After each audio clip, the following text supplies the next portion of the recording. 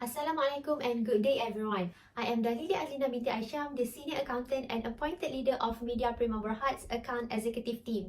I started my career in accounting field as an accountant in Berjaya Corporation Berhad for 8 years. Today, our account executive team will present regarding the segmental and interim reporting of our company, Media Prima Berhad. Before we begin, let me allow the team to introduce themselves first. Assalamualaikum and hi everyone. My name is Nurfarah Hanis binti Ali and I am a senior accountant at Media Prima Berhad. My past working experience included 3 years as a senior accountant at Liberty Media. Hi, my name is Nurul Razlan. I am the junior accounting executive in Media Prima Berhad. Before I joined Media Prima Berhad, I was a management accountant at PNB Berhad. I am determined to give my best while working in here. Assalamualaikum and good day. My name is Suraya Qistina binti and I am a new accounting executive of Media Prima Berhad. Previously, I was a management accountant of Petronas. Now I will apply all my knowledge and skills acquired from working in the accounting industry for the past 7 years in this company. Now, I will begin the presentation with the background of the company. Media Prima Berhad is Malaysia's leading fully integrated media and entertainment corporation based in Petaling Jaya, Selangor. It is the largest media and entertainment company in Malaysia with diverse range of media-related operations in television, print, radio, out-of-home advertising, content development, and digital media.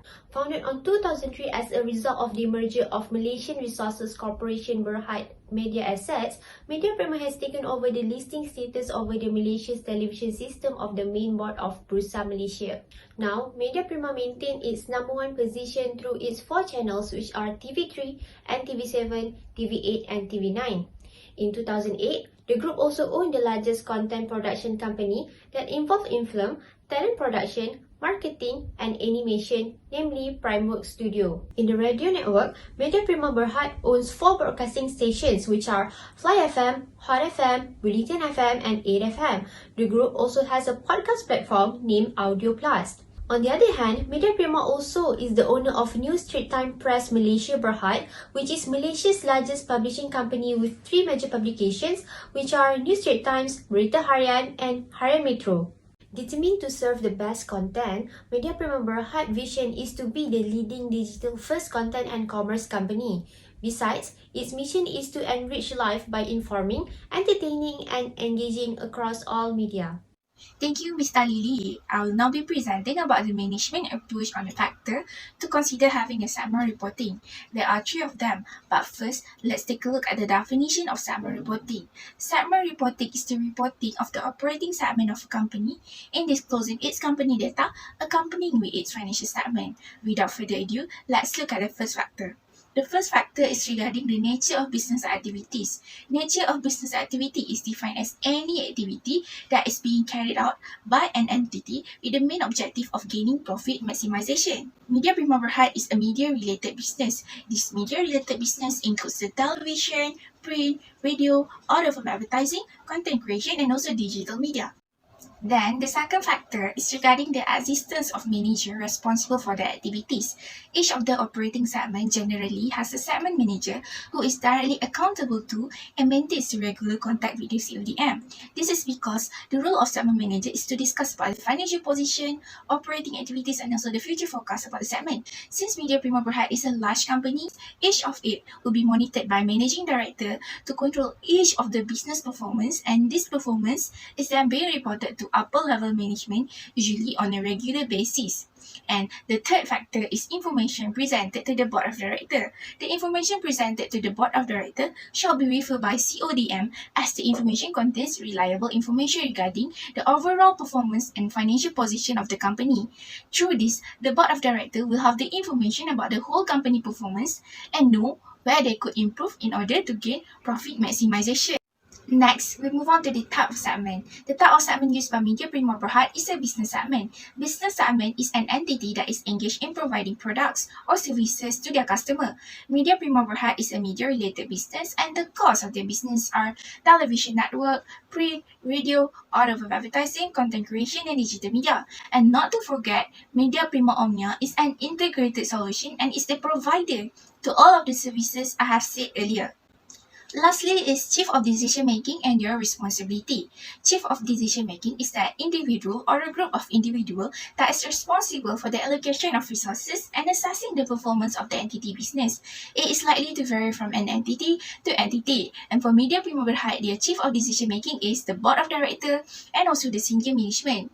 The picture on the below side is the Group Chairman of Media Prima Berhad, that is Datuk Seri Dr. Syed Hussein Al-Junid, and the person who are on the top side is Shafiq Razali, which is the Group Managing Director and also one of the Senior Management of Media Prima Berhad. And here, I have listed all the name of other Board of Director and Senior Management in the table for your reference. According to MFRS 8, decision-making by Chief of Decision-Making is essential, and their main function is to make decisions on allocation of resources based on the performance to ensure that the company obtain more profit. Secondly, they need to assess the performance of wide various segments. They also need to regularly review the operating results of both set of components and also the financial information.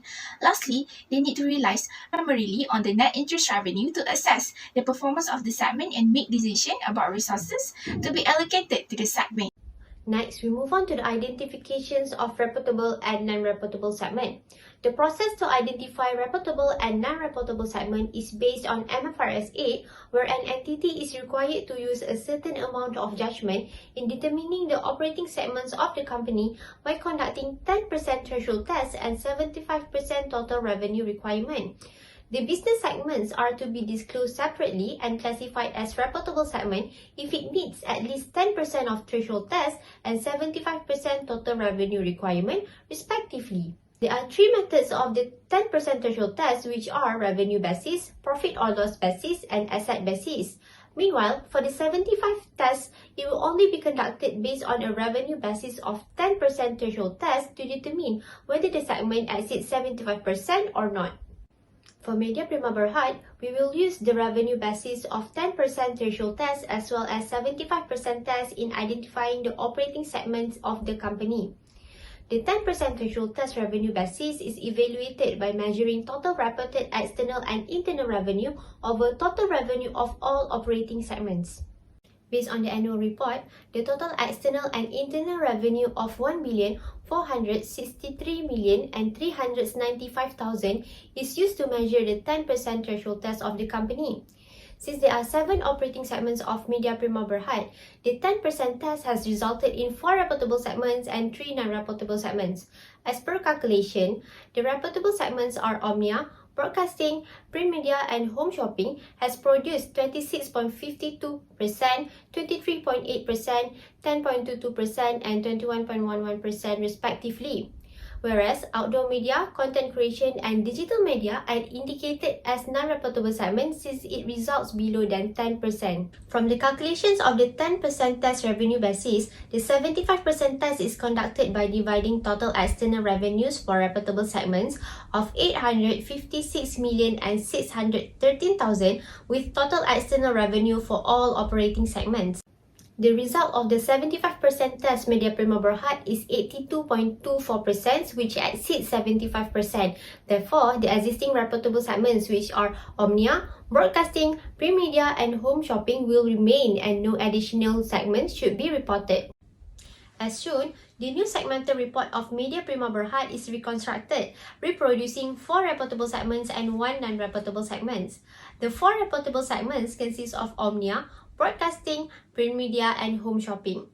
Whereas, the other 3 non-reputable segments are combined and disclosed under all other segments since it does not satisfy 10% or more. Hence, the adjustments of operating segments by both tests are essential in determining the reputable and non-reputable segments as well as the preparations of segmental reports. Thank you, Ms. Dalili. And now we are on the last section of segmental reporting, which is the conclusion. We will start off with the advantages of segmental reporting. The first advantage is shareholders are able to gain an overview of company performance. Shareholders can get a better understanding of the company's activities by using this operating segment. This means that shareholders will be aware of the company's current status because the segmental report displays all of the facts and perspective that the management consider when making decisions, making it easier for shareholders to track the company progress. Secondly, it helps in investment and credit decision by enabling the financial statement user to better analyze the uncertainty surrounding the timing and amount of expected cash flow. Then, It can help users to use the information gained to make better decision making. Lastly is, future plans of company could be well known by investor. Future plans of company for the late cash flow gained by the company and investor will get a better understanding about the company performance in order to make a clear decision about the investment. Next, we will move on to the disadvantages of segmental reporting. The first one is the data being manipulated. Possibility for the data to be manipulated since the upper level management has the authority and the power on the company software. For example, the leader may omit certain information to make the statement look good, and hence the effects to the users is that they can get a false idea about the performance of the company. Lastly, segmental reporting emphasizes on the present. Segment reporting can place too much of a focus on the short-term numbers. For example, a business might create a new division and that division could run a significant deficit. If the sources are outweighed by the company's overall performance, they might not stand out on the financial statement. However, breaking out those numbers as a data point via segment reporting can lead to pressure to reduce those losses to enhance short-term earnings. Let's move on to the interim report. Generally, the basis preparation of interim reporting can be divided into two, which are the integral method and the discrete method. An integral method is part of annual and is a fraction of annual report formulated by multiplying the annual values and the fraction of reporting period. Meanwhile, a discrete method is usually for interim financial reporting. It is where the interim period is separate from the period or self-standing. The reports are also prepared periodically. Media Prima Berhad's basis of preparation of the interim reporting is the unaudited interim financial statement, which were produced in compliance with MFRS 134 interim financial reporting, as well as paragraph 9.22 of Bursa Malaysia Security Berhad's listing requirements. The group's audited annual financial statement of the financial year ended 31st December 2020 should be read in conjunction with the unaudited interim financial statement, which were prepared as per the Malaysia Financial Reporting Standard (MFRS), International Financial Reporting Standards (IFRS), and the requirement of Malaysia's Companies Act 2016. The interim financial statement includes explanatory notes that explain events and transactions that are important to understand in development of the group's financial position and performance since the financial year ended 31st December 2020. Next, I will pass the presentation to Fatihah. Thank you, Suraya. The first accounting policies that Media Prima used in preparing the interim reporting is leases. A contract is or contains a lease if it conveys the right to control the use of an identified asset for a period of time in exchange for consideration. Leases are recognized as right-of-use asset and a corresponding liability at the date on which the leased asset is available for use by the group and the company. Lessee needs to recognize the right of use and obligation to pay created by the leases in the statement of financial position. During the financial year, the group and the company apply practical expedient to account for a COVID-19 related to rent concession that meets all of the following conditions in the same way as they would if they were not lease modification. The first one, the change in lease payment results in revised consideration for the lease that is substantially the same as or less than the consideration for the lease immediately preceding the change. Second, any reduction in lease payments affect only payment due on or before 30th June 2021. And third, there is no substantive change to other terms and conditions of the lease. The company and group account for COVID-19 related rent concession as a variable lease payment in the period in which the event or condition that triggers the reduced payment occurs. The second accounting policy is investment property. It can be defined as a land or building or part of the building or both held for the following specific purposes to earn rentals or for capital appreciation or both and not for the use of administrative, supply of goods or services or production purposes for sale.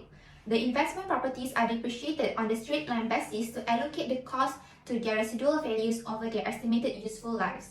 Media Prima Berhad measured their investment properties at cost, less accumulated depreciation and accumulated impairment losses. I will pass the next presentation to Suraya. Thank you, Fatihah, for the great explanation. So the minimum content that should be present in the interim financial report is a set of condensed financial statements for the current and comparative prior period information. There are 5 types of interim reports, which are the unaudited condensed consolidated statement of comprehensive income, statement of financial position, statement of cash flow, statement of changes in equity, and notes to the interim financial report. An interim report is the reporting of the financial result of any period that is shorter than a fiscal year. A company may choose to prepare their interim report half-yearly or quarterly. Media Prima Berhad prepares its interim reports quarterly from 1st April 2020 to 30th June 2020. The interim report is prepared for analysis and performance evaluation of the organization. Next, I will let Fatihah present the next slide. Thank you, Suraya. Now, the period for the current and comparative of each statement is prepared by Media Prima Berhad. Its accounting period will end at 31st December each year. The period for the current and comparative of each statement is prepared by the company according to MFRS 134 will be measured at 1st April 2020 to 30th June 2020. That is equivalent to the second quarter of Media Prima Berhad in year 2020. As for the statement of financial position, the current interim reporting period is 3 months starting from 1st April 2020 until 30th June 2020. The comparative SOFP of the end of the immediately preceding financial year is 12 months starting from 1st January 2019 until 31st December 2019. Meanwhile, for the statement of profit or loss and other comprehensive income, the current interim reporting period is 3 months starting from 1st April 2020 until 30th June 2020. The cumulative SOPL for the current financial year to date is 6 months from 1st January 2020 until 30th June 2020. The comparative SOCI of the immediately preceding financial year for current interim is 3 months starting from 1st April 2019 until 30th June 2019. Lastly, the comparative SOCI of the immediately preceding financial year for the year to date is 6 months starting from 1st January 2019 until 30th June 2019. For the statement of changes in equity, SOCE, the cumulative SOCE for the current financial year to date is 6 months starting from 1st January 2020 until 30th June 2020. The comparative SOCE of the immediately preceding financial year to date is 6 months starting from 1st January 2019 until 30th June 2019. For the statement of cash flow, the cumulative statement of cash flow for the current financial year to date is 6 months starting from 1st January 2020 until 30th June 2020. The comparative statement of cash flow of the immediately preceding financial year to date is 6 months, starting from 1st January 2019 until 30th June 2019. I will pass to Fatihah for the adjustment section. Thank you, Suraya. For the last part of this presentation, we will make 2 adjustments for the second quarter as at 30th June 2020 by using the statement of financial position as at 31st December 2020. As we can see here, the carrying amount of PPE as at 31st December 2020 is 604,343,000 ringgit. Meantime, the carrying amount as at 31st December 2019 is 629,160,000 ringgit. As for the inventories, the cost as at 1st January 2020 for the year 31st December 2020 is 24,097,000 ringgit, while the cost as at 1st January 2019 for the year 31st December 2019 is 6,433,000 ringgit only. Now, let us take a look at the first adjustment, which is adjustment on depreciation. On 1st January 2020, Media Prima Berhad's PPE is costing 2473501,000 with its accumulated depreciation as at 1st January 2019 amounting to 1869158,000. The company depreciates all of its PPE on a straight line basis over the expected useful life of 50 years of the assets. On 1st March 2020, Media Prima Berhad chose to sell one of its buildings with a carrying value of 500 billion for a profit of 125 billion. The building was initially purchased by the company at a cost of 650 billion. On 30th June 2020, the company acquired a new building at a cost of 800 billion. Hence, the carrying amount as per 30th June 2020 is equivalent to 1,378,107,990 billion ringgit. The second adjustment is regarding inventories. On 1st January 2020, Media Prima Berhad had ending inventories of 24,097,000 ringgit. On 30th June 2020, the company had inventories of 300 million units at a cost per unit of 1 ringgit and 60 cents. The price of inventories changes every year. As of 30th June 2020, the net realizable value NRV of the inventory is 1 ringgit and 30 cents per unit. The expected NRV of the inventory as at 31st December 2020 is 1 ringgit and 90 cents. On 30th June 2020, the value of the inventory shall be recognized at the lower of NRV and cost. Media Prima Berhad's inventory are realized at its NRV amounting to 390 million. The loss of inventories of 90 million ringgit should be recognized in the statement of profit or loss. On 31st December 2020, the value of the inventory shall be recognized by using the cost of 480 million. Therefore, Media Prima Berhad should reverse the 90 million ringgit inventory loss that was previously recognized in the statement of profit or loss. Here we can see an extract of the statement of financial position after the adjustment. To prepare the statement of financial position, the company is required to record it based on 2 dates, which are the current interim and comparative. The current interim refers to the second quarter, which starts from 1st April 2020 until 30th June 2020. Meanwhile, comparative refers to the period of statement of financial position at the end of immediately preceding financial year of 2019, which starts from 1st January 2019 until 31st December 2019. The carrying amount of property, plant and equipment for the current interim period and comparative period is 1,378,107,990 ringgit and 629,160,000 ringgit respectively. Meanwhile, the value of inventories for the current interim period and comparative period is 390 million ringgit and 24,097,000 ringgit respectively. That is all from our team, therefore we will end our presentation here. Thank you.